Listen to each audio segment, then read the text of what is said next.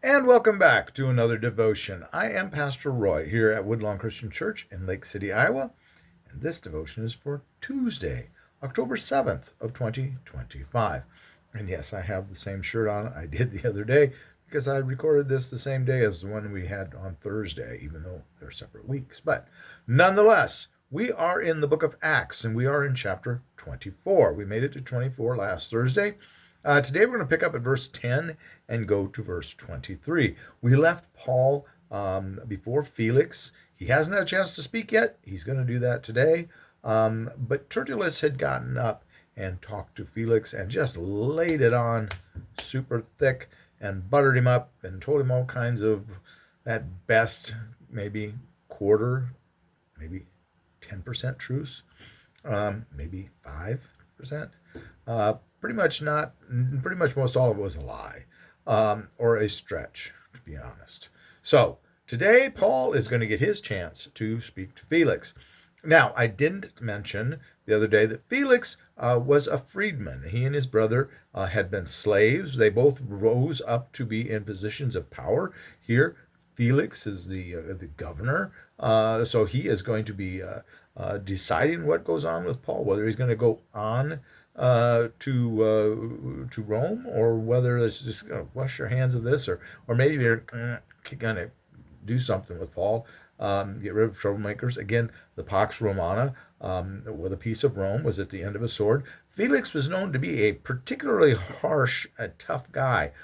So the fact that he's being as nice as he is to Paul is a bit astounding, to be honest. He kind of just like to say, well, let's be done with it. You're a troublemaker. So long. Been nice knowing you.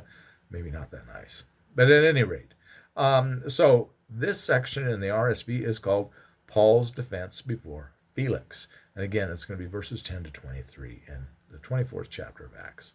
So let's jump right in. And when the governor had motioned to him to speak, Paul replied, realizing that for many years you have been judge over this nation, I cheerfully make my defense. As you may ascertain, it is not more than 12 days since I went up to worship at Jerusalem, and they did not find me disputing with anyone or stirring up a crowd, either in the temple or in the synagogues or in the city. Neither can they prove to you what they now bring up against me. But this I admit to you, that according to the way, which they call a sect, I worship the God of our fathers, believing everything laid down by the law or written in the prophets, having a hope in God, which these themselves accept. There will be a resurrection of both the just and the unjust. So I always take pains to have a clear conscience toward God and toward men. Now after some years I came to bring to my nation alms and offerings. As I was doing this, they found me purified in the temple, without any crowd or tumult. But some Jews from Asia, they ought to be here before you, and to make an accusation, if they have anything against me.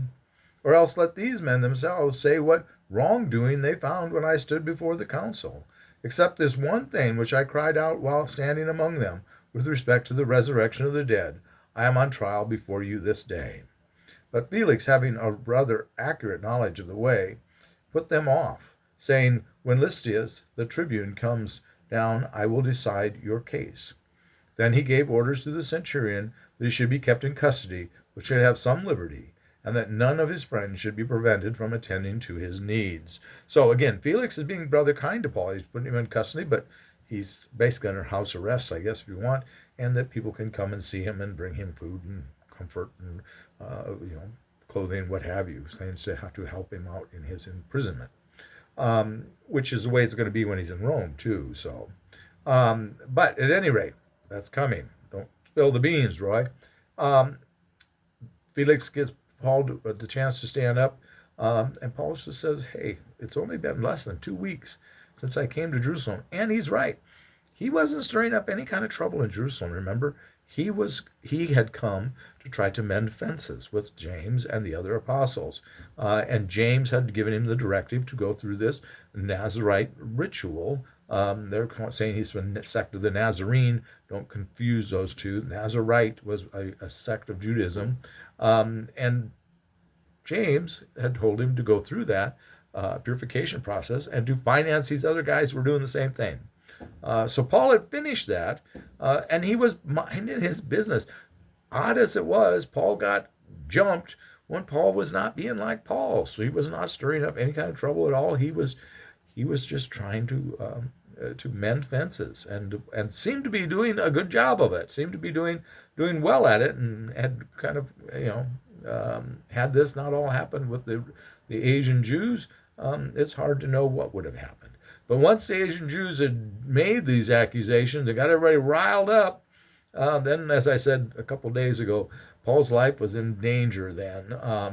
He probably wouldn't have survived had he not been in imprisonment after that. But here, he's saying that he's following the way, which he says they call it a sect. Well, it was. But to him, again, the way is following Judaism. And he talks about that he is following the teachings of the prophets, that he was in the temple to go through a purification ritual. He was abiding by the Jewish religion. He wasn't practicing some strange religion other than that he had brought in this Jewish light, as I've talked about so much so. And so that's really where the rub was coming from, to be honest. It's interesting that Felix has a knowledge of the way, a rather accurate knowledge of the way. And he says, well, no, let's wait for the tribune to come, and then we'll decide your case.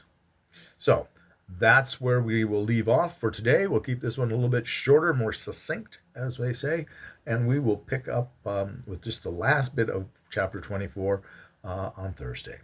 Have a blessed day. If you enjoy these devotions, please do like and subscribe. Come on back again. If you want to make a kind comment, feel free. Go ahead and do that. But just please remember to be a blessing to someone today. And always, always remember, God loves you. Take care. God bless. Hope to see you again. Bye-bye.